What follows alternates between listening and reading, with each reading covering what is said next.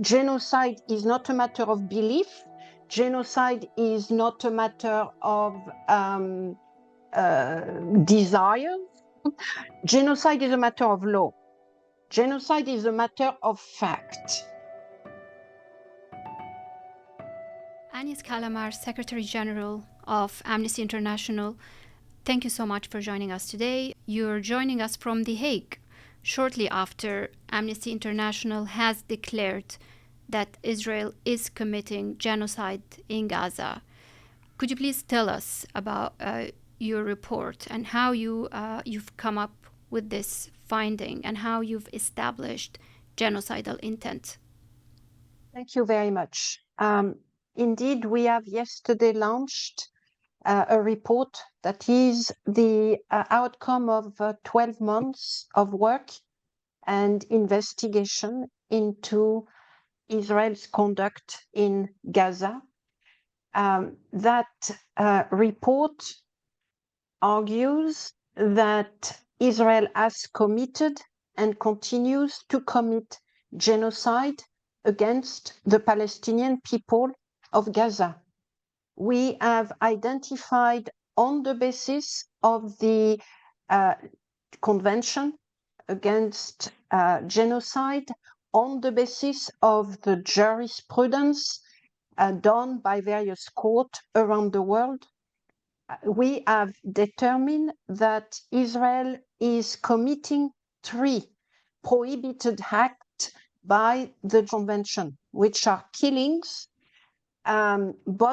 inflicting bodily harm on people, and inflicting conditions of life that are calculated to bring about their physical destruction. The 300-page report presents a great deal of evidence for each one of those prohibited acts. However, as you have mentioned, what distinguishes a genocide from other crimes is the notion of genocidal intent. That is the fact that we needed to demonstrate that Israel intended to destroy in part or in full the Palestinians of Gaza. This is a difficult threshold, and it has taken many months of research and investigation to reach the conclusion that indeed Israel had genocidal intent.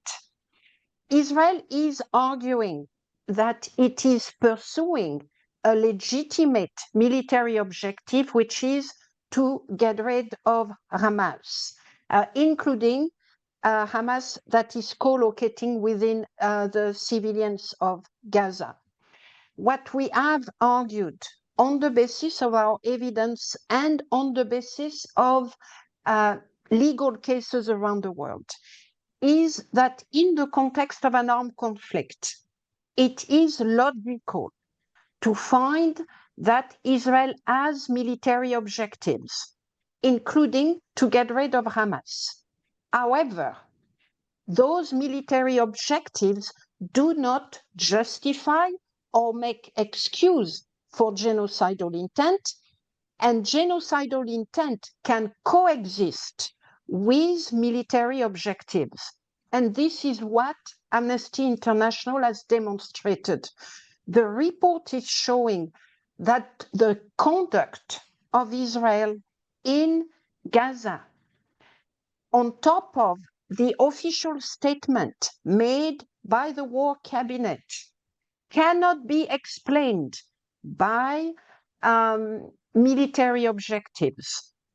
It can only be explained by the intention on the part of Israel to destroy the Palestinians of Gaza in part or in full.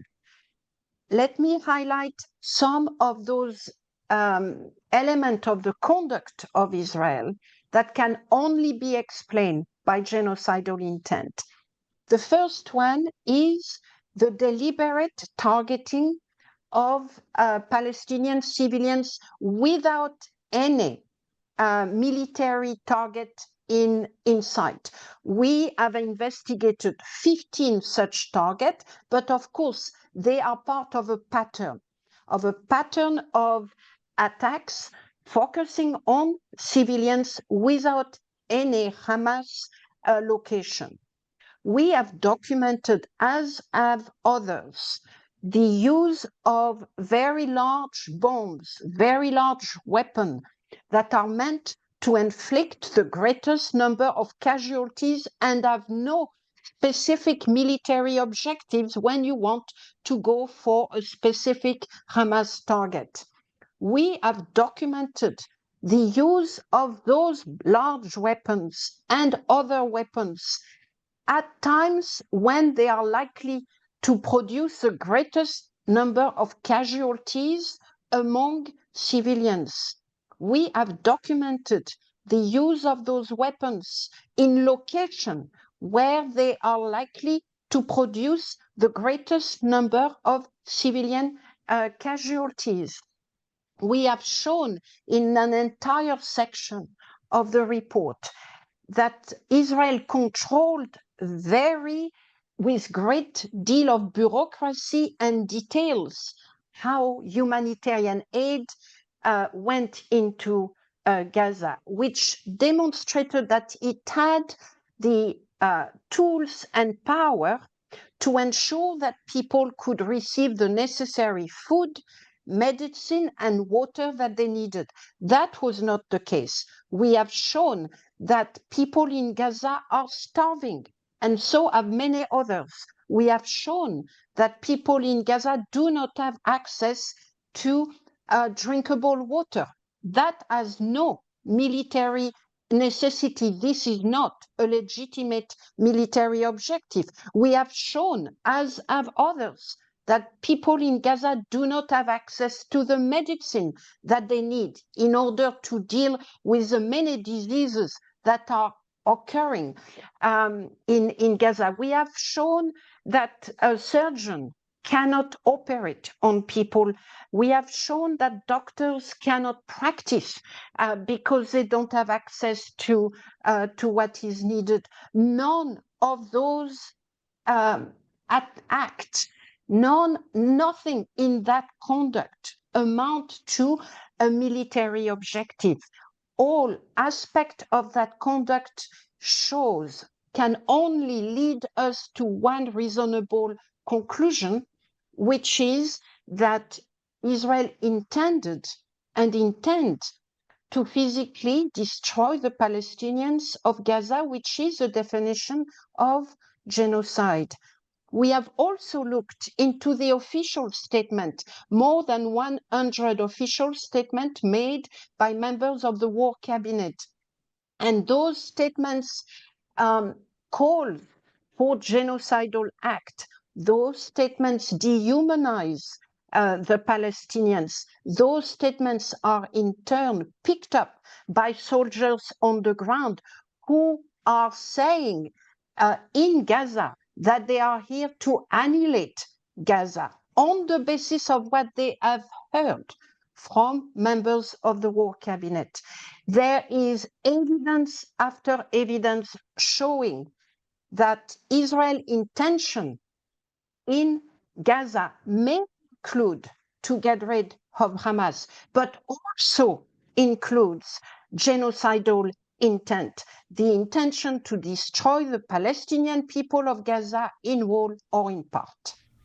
What do you make of the refusal of British politicians, particularly Prime Minister Keir Starmer and the Foreign Secretary David Lammy, to recognize or characterize the situation in Gaza as genocide? Yes, I mean, I hope that Prime Minister Starmer and his foreign minister will read through the 300 pages of evidence that we have provided.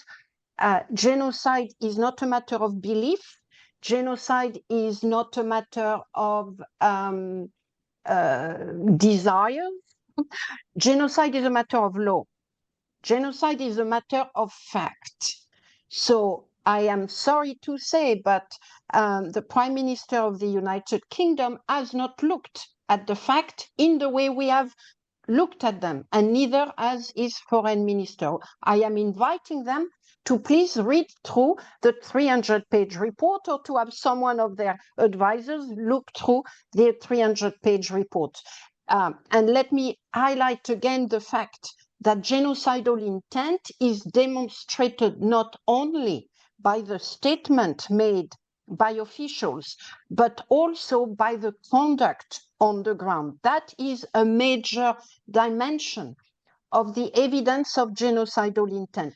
We need to look at it, at what happened over the last 12 months, 14 months holistically, all together. We cannot separate one act from the other. We cannot separate one statement from the other. It is a very important finding from the genocide jurisprudence, from the way the International Court of Justice and others have determined that genocide is occurring. They are saying you need to look at everything together. You need to look at it holistically. So what does it mean? There is a story that is being told behind every attacks by Israel, every targeting of civilians, every humanitarian post that is being stopped and curtailed, and so on and so forth.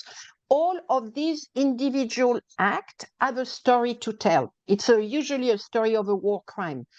But when you look at them together, when you look at them in their repetition, when you look at them in their cumulative effect, when you look at them taking into account the fact that they have been warned about the impact of those acts and yet continue those acts, there is only one conclusion that can be extracted, which is Israel intended and intends to destroy the Palestinians of Gaza as a protected group in whole or in part, and that is the definition of what a genocide is. How will you report influence the case that's already being heard now by the International Court of Justice? And also, do you think that it's time now for the International Criminal Court to add the crime of genocide to its list of crimes brought against Israeli leaders? Yes, absolutely. Look, the International Court of Justice has already issued a ruling in January, which is sadly not implemented. They are going to take a long time to rule over the crime of genocide. What we do hope is that by the time they rule over the crime of genocide, they would have read carefully Amnesty's report and many others, which are no doubt coming up to demonstrate that Israel is committing the crime of genocide. So this is the first thing. We have absolutely no doubt that the judges and all those involved in the case will consider the evidence that we have provided. As far as the International Criminal Court is concerned, yes, we are calling on the prosecutor and then on the judges to consider adding the crime of genocide to the arrest warrant that have already been issued, and to determine who may be guilty individually of committing the crime of genocide. Those two international justice institutions have a critical role to play, and it is incumbent upon every state in the international community to enforce, to abide by what those international institutions are delivering. I am absolutely shocked, along with others, by the fact that the United States has threatened the prosecutor and others of the International Criminal Court with sanctions. I am shocked that the French president suggested that Prime Minister Netanyahu will benefit from immunity, while international jurisprudence has clearly argued that when it comes to the International Criminal Court, that is not applicable. Those two countries and a few others should be championing a rule-based order in the way they tried to do so when President Putin invaded Ukraine. You know, this double standard, the distinction they are drawing between the arrest warrant against President Putin and the arrest warrant against Prime Minister Netanyahu is shocking and is destroying what is left of the rule-based international system, whatever is left of it. But those institutions are not the only institution that must play a role. Every government must play a role. And I want to really insist on that, because for the last 14 months, we've had a few governments that have supported Israel. The United States, Germany, the UK, they have supported them and they have sold weapons, therefore facing the real risk of being complicit in the crime of genocide. Everyone else has made the right statement, has denounced Israel. But statements are not enough. Words are not enough. People are dying. Palestinians are dying, yet again yesterday, dozens of children, they are starved. They cannot fish. They cannot farm. They cannot have a home. They cannot have a life. They cannot work. They live without dignity. They have to fight to get a piece of bread. There is genocide happening. Words are not enough, even if they are good words. So countries, governments must come together. They must create a strong political platform demanding an end to the genocide and demanding accountability. They must be looking at all possible means, including sanctioning the government of Israel. Words are not enough. We need actions on their part, resolute collective action on their part. Agnes, have you communicated your report's findings with the Israeli government? And if so, what sort of response have you received? Yes, we have communicated with the Israeli authorities from the very beginning of the conflict. We have, after every investigation that we have conducted, we have written to them with the findings and demanding their reaction and explanation. Not once over the last 14 months did we get a reply from them. We have communicated with the Israeli authorities 2 months ago with preliminary findings of the report. Everything that was leading us to determining that there was the crime of genocide. We still have not received any reply from them. It was 2 months ago. My colleagues have been on the phone with the authorities as well, particularly those in charge of humanitarian support. Everything that we needed to do under the rules of our methodology and under the ethics of our research has been done. In addition to communicating with the Israeli authorities, we also have sought external advice on our findings. We have really put ourselves to critique. We have engaged with a number of scholars so that we could make sure that we were reaching the correct determination. I think from a methodological standpoint, Amnesty International has done everything that is required for a serious investigation and finding of this nature.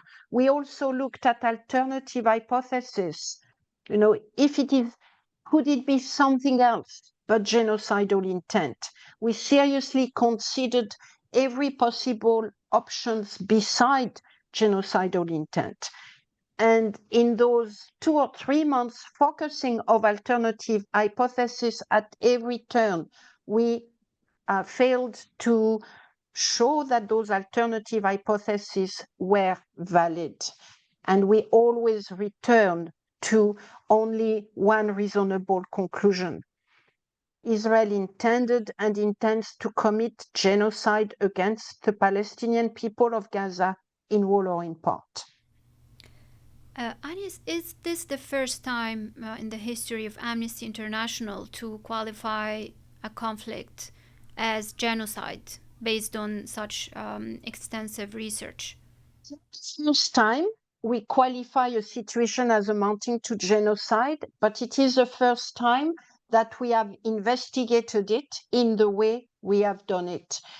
In the past, we have qualified the genocide in Rwanda, the genocide in the former Yugoslavia, the genocide of indigenous people in Guatemala, and in Cambodia. In all those cases, we have qualified the situation as amounting to genocide, but we did not investigate it in the way we have now investigated the genocide of Israel authorities against the Palestinian people of Gaza. What makes this case different from other genocides that you've documented in the past? Every genocide is different, and we don't compare genocide. Every genocide presents different context, different genocidal acts. There are 5 genocidal acts under the Genocide Convention. Not all of them may be present in a specific situation. So we don't rank, we don't compare. What we are saying is that there are criteria to be followed, there are standards to be adopted. What made the genocide in Gaza particularly challenging is that it is taking place in the context of an armed conflict, which was the case in the former Yugoslavia, but was not really the case in Cambodia, Rwanda, or Guatemala, to name a few. And why does it make it more complicated? Because in the context of an armed conflict, you have different parties opposing each other, fighting each other, and of course you have military objectives. It is an armed conflict after all. So there are many factors that are clouding the situation. It makes it more difficult to determine whether or not there is genocidal intent, because there are so many, or there are a few other objectives that are driving the militaries. And we certainly recognize that the Israeli militaries intended to eliminate Hamas, and that is an important military objective. But we needed to demonstrate that that military objective could not justify any of the repeated and cumulative acts that we were investigating. And we could also demonstrate that the military objective of getting rid of Hamas are not underpinned by many of the official statements made by the authorities. And for those reasons, we were able to reach the conclusion that in addition to those military objectives, alongside those military objectives, there is a genocidal intent on the part of the Israeli authorities. Agnes Callamard, thank you so much for your time today. We really appreciate it. Thank you very much, Sondos. Very grateful to you for this opportunity. Thank you.